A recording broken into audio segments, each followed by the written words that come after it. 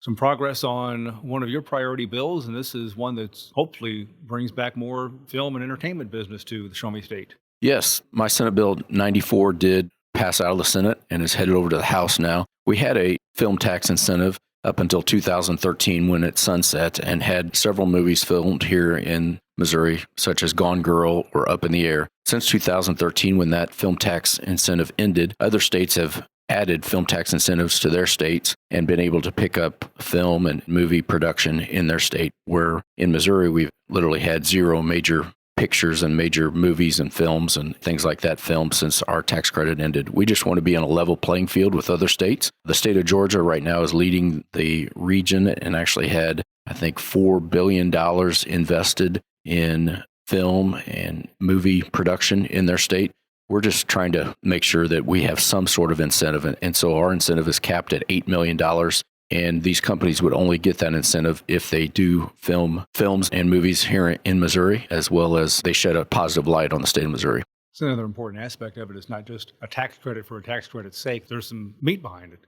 Yes, we want to make sure that there's some meat behind it. And we've seen what happens when we have no tax incentive compared to other states. No movie companies or film companies or anyone wants to film here in the state. They want to go to other states such as Oklahoma or Georgia that do have some sort of film incentive. And so we just want to be on an even playing field and have some sort of incentive so we can be competitive and try and bring some of these movie and film productions here in the state of Missouri. Another measure making its way through for you as well. It's in the form of Senate Bill 334.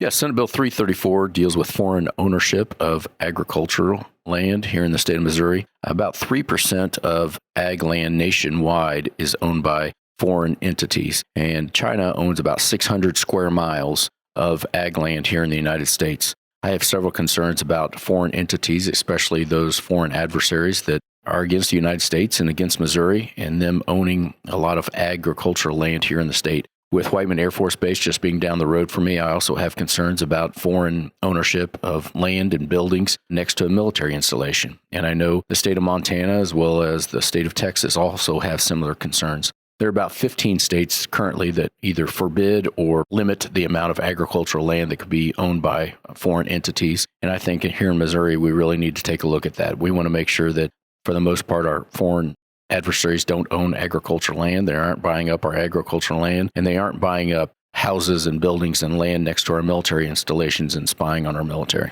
Corporate tax cut, something that you're pushing for as well, and that's made it through committee, and it's in line to be heard on the floor. Yes, we've had several tax cut bills come through my Committee on Economic Development Tax Policy, whether it's been a personal property tax cut, whether it's been a sales tax cut, whether it's been an individual income tax cut. I've supported many of those. The one that is coming up for debate probably next week on the Senate floor is a corporate income tax cut. I want to make sure that we continue to be competitive with surrounding states as well as all 50 states. Some states have 0% corporate income tax. I want to make sure that we are competitive with those states. So what my bill would do in order to help attract more businesses and corporations to the state would just phase out that corporate income tax as revenue increases. Seems like a pretty simple bill. I'm happy to partner with the senator from Lawrence on that, as his bill is in mine as well.